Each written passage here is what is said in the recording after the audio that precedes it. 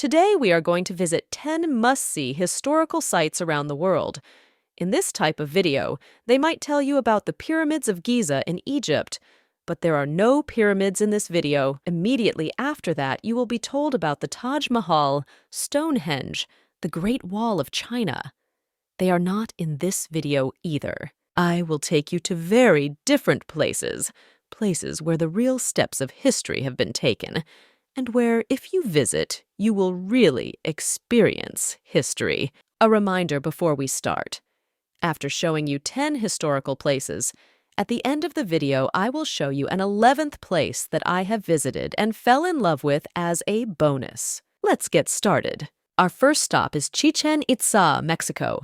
If you want to see a pyramid, here is the Pyramid of El Castillo. It is the largest of the Mayan temples. The El Castillo Pyramid is a temple dedicated to the Mayan god Kukulkan and is topped. Kukulkan Temple. The city is visited by millions of tourists every year. At least it's a real pyramid that was used for daily life and not as a tomb like the pyramids in Egypt. I think we started well. Let's continue. Our second excellent historical stop is Petra, Jordan. Petra was located at the crossroads of the Spice Road and the Silk Road. Petra's buildings are quite unique as they are carved into the rocks.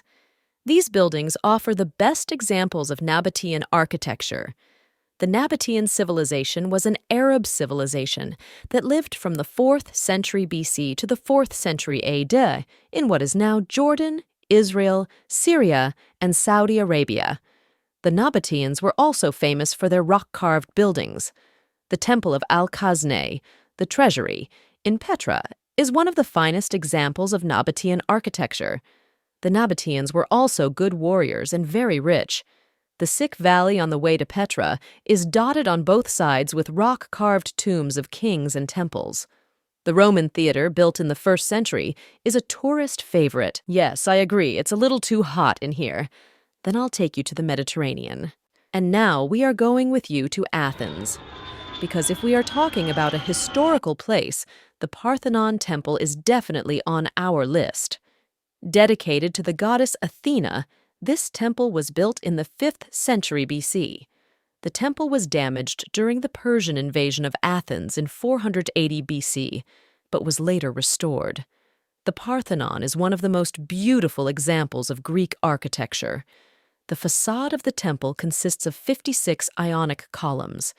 The capitals of the columns are decorated with curves and leaves. All right, we're moving on without getting into mythology. Since we are so close to Anatolia, where can we go without seeing the weather balloons over Cappadocia in Turkey? Well, if you ask why we came to Cappadocia, it's not just for the weather balloons. 60 million years ago, lava erupted from the volcano and formed soft, tough rocks. With the erosion of wind and rain, these geological beauties you see were formed. And that's not all. The real beauty is underground. These underground cities were built in the 5th century BC. But Christians used these underground cities to hide from the savagery of the Byzantines. Underground cities have many floors. The floors are connected by stairs and tunnels. The underground cities contained living quarters, places of worship, shelters, storage areas, and other structures. Each floor was separated from the upper floors by stone gates against Byzantine military attacks. 50,000 people lived here. Yeah, it's a little claustrophobic. Let's go out in the open air. We have a long way to go this time. I'm taking you to Cambodia. And here is Angkor Wat in all its splendor. Built in 1145 by King Suryavarman II, it is a giant temple city. Angkor Wat is one of the most important temples of Hinduism. The construction of the temple was a project of King Suryavarman to show the power and wealth of the empire. Now we are going with you to Jerusalem. We will visit a very important church for Christianity, the Church of the Holy Sepulchre, called the Church of the Resurrection by the Orthodox Church, is a Christian church within the walls of Jerusalem's Old City. The Church of the Holy Sepulchre is believed to be the place where Jesus was crucified. It is also said to be the place of his burial. Since at least the 4th century, this church has been an important pilgrimage site for Christians, as it is believed to be the site of Jesus' resurrection. This time we are in Vietnam, a country with an unforgettable memory in American history, Ha Long Bay. The Gulf was formed about 250 million years ago as a result of the recession of the Tethys Ocean. Prehistoric findings have been found in some caves and rocks. The Gulf was discovered by the French in the 19th century. The French began to develop the bay as a holiday resort. Today, the bay is one of the most important tourist destinations in Vietnam. Millions of tourists visit the bay every year. Shall I take you to the oldest temple in the world? That's why we're going back to Turkey. Exactly 12,000 years ago, people lived on this land, 6,000 years earlier than ancient Egypt and Greece. Göbekli Tepe is a temple with T-shaped obelisks. These obelisks are among the oldest structures built by human hands. The T-shaped obelisks are 5 to 6 meters high and weigh 40 tons. There are various animal figures and geometric patterns on the obelisks. Before the discovery of Göbekli Tepe, what is considered to be the oldest temple in the world was a temple under the Palace of Knossos on the Greek island of Crete. This temple dates back to around 7000 BC. However, the discovery of Göbekli Tepe has changed this view. Maybe I didn't talk about the Great Wall of China, but if we don't visit China for the terracotta soldiers, it would be a very incomplete video.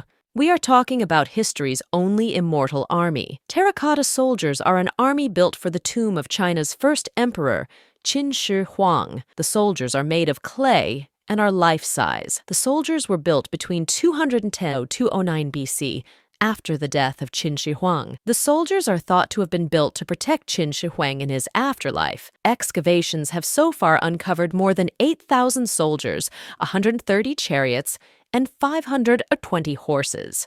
However, excavations have been slowed down because some of the soldiers in contact with the air started to deteriorate. Their number is much higher than 8,000.